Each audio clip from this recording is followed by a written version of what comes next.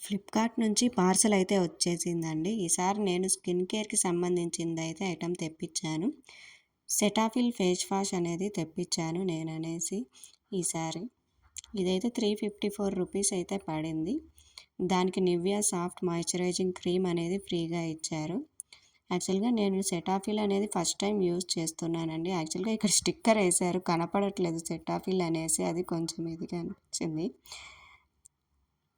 ఇదైతే first time use చేద్దామని తెప్పించాను. యాక్చువల్‌గా నేను వాడేది నివియా సాఫ్ట్ మాయిశ్చరైజింగ్ క్రీమే. మళ్ళీ ఇచ్చేసరికి నాకు కొంచెం ఇదిగా అనిపించింది.